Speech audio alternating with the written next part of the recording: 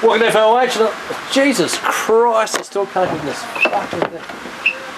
Excuse me. Charming. Let's start again. Charming. Let's start again. Oh, seriously? You think that's going to be any better?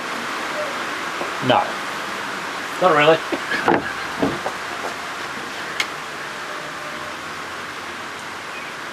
Yeah, that's much. Oh, that's, well, we're a long way away. Are we really? That's pretty good. If you're happy, I'm happy. I'm happy with that. So, welcome to the next blind tasting. Blind tasting yet again. Indeed. We've got to thank Mark from Canada. Thank you so much Mark. for this. Start and off. fishing lures. He said you're fishing lures. He did. What the hell did I do wrong to you, Mark? Honestly. We can't fish. Why do you send this scuba stuff? It's like a Toro size cigar, Robusto Extra. I know nothing about this cigar. What's the draw like?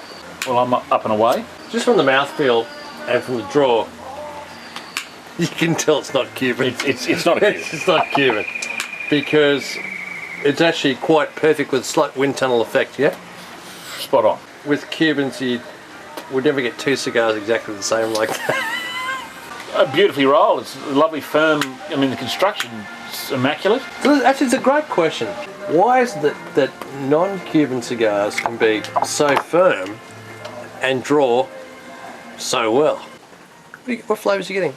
Sort of, I mean, that tobacco leaf, a little bit earthy, because we've just finished the Party's Reserva, so this makes it a pretty hard act to follow. It doesn't have, I mean, we've had about 4 puffs, so it's perhaps a bit hard. It's very spicy through the nose. There is the sort of white pepper spice. When you looked at it before you'd even picked it up, you looked at it and thought Partagas.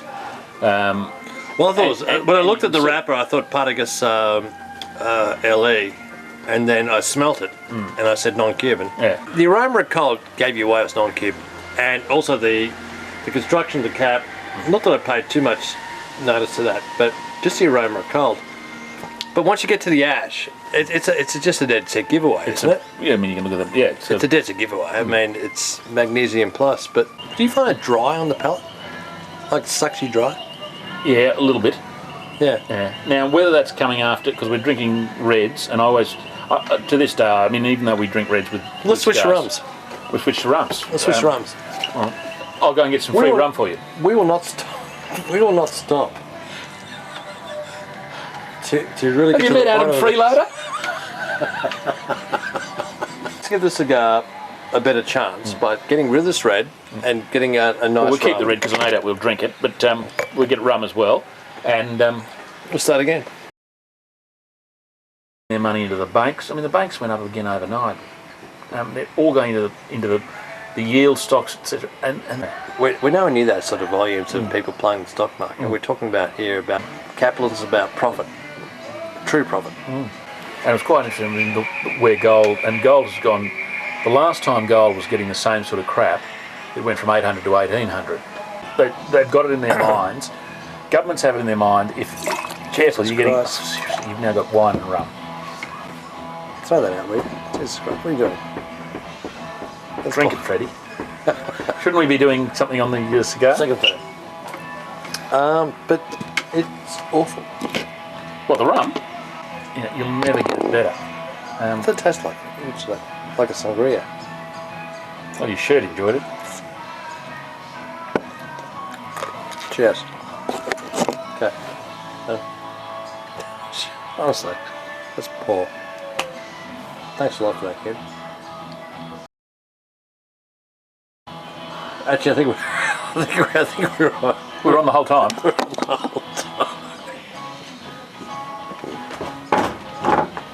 What the fuck did we say? Well, a lot of that's got to get cut. Smithy, are we on now?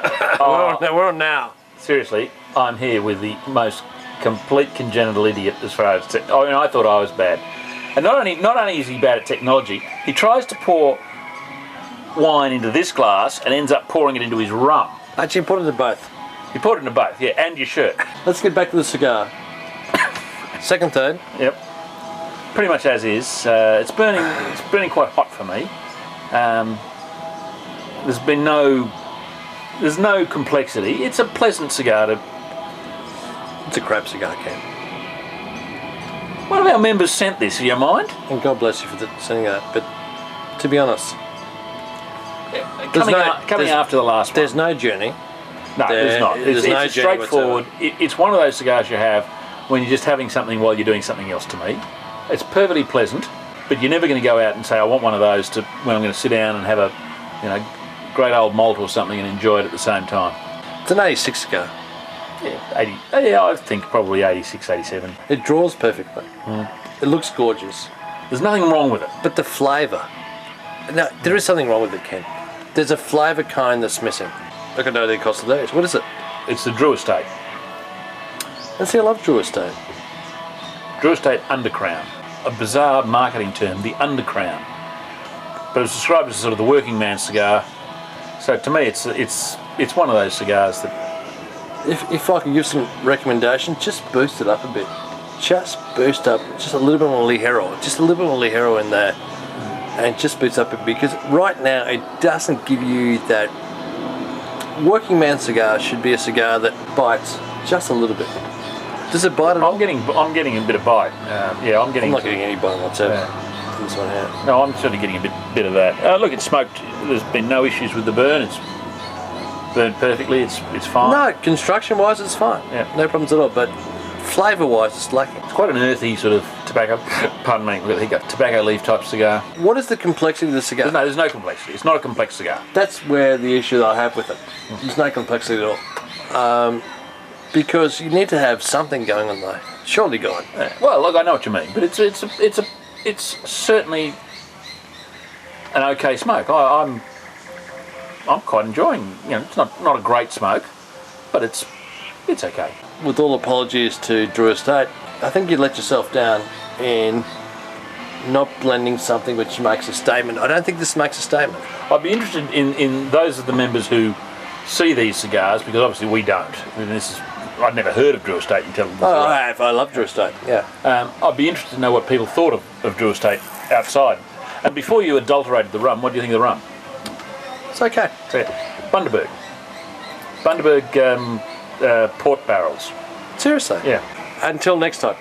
Actually, no, we've got a third to go, haven't we? Last third of the... We may not be on because Rob's poured wine all over the remote control, Smithy. Overall? Overall, it was a pleasant, basic, straightforward cigar. There's no complexity. I enjoyed it more than the last third. Yeah, I finished mine. Maybe the wine, rum. Maybe the wine and rum, but I enjoyed the last third. Yeah, perfectly pleasant cigar. 87, 86, 87. Changed throughout? Not much. Not really. People sort of bag a certain magazine for allegedly only taking 3 puffs and then making a decision. But non-Cubans, you can almost do it because they don't change much. That's my experience. That's not fair. That's not fair. Look, that's seriously not fair, Ken. Very limited experience. I've had plenty of great non-Cuban cigars, and that's not fair. Yeah. In this case, it is fair. We started with a cigar which is this long. It's come to this long, and where is it gone? No, it's the same. Nowhere. It's the same cigar. And no offense to Drew Estates, because I know you guys do some fantastic cigars. This, to me, is a good cigar, not great at all.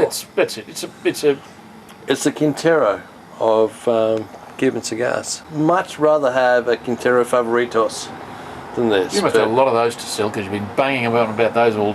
That's part of our poverty pack, mate. Next review will be Quintero Favoritos. Smithy, let me know how it goes. This cigar I'd rate an 85, 86 at best, yeah? Yeah. At best.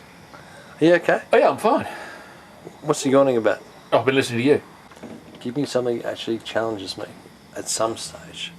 Well, I tried to challenge you last time and you kept saying, tell me what it is, tell me what it is. Shut the hell up.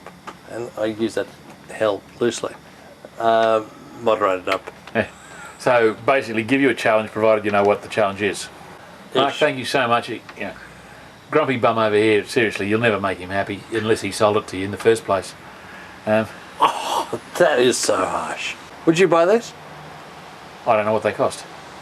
$10 would you buy them? Be honest. In certain circumstances, as I said, I would have no problem with having a dozen of these sitting in the humidor that you could just sort of pull out at certain times. So in Australia, we had to pay, let's say, $22 for these each. Would you do it? 22, I would think, no, I would look elsewhere at 22. Yeah. 22 is very different to 10. 10's US price, duty free price, blah blah. But would you pay $20? No, I don't duty think paid? I don't think I'd pay 22. When you said $10, at $10, I wouldn't mind a dozen or so in the humidor to enjoy that at appropriate times. Like your shopper. How good is the music? Seriously, is that not the greatest music in the history of mankind? You're out of shot. How good is the music? How good is that music? You're an idiot. Seriously. You really are. Oh. An idiot. You dropped it as well, seriously. So you got writing on there. Inside, which is quite, I mean, one cigar band has the writing inside, one doesn't, which I find curious. I get that in Cuban cigars too. Yeah, but that doesn't surprise me because they could do anything over there. It's all handwritten and says help. Back the boat up.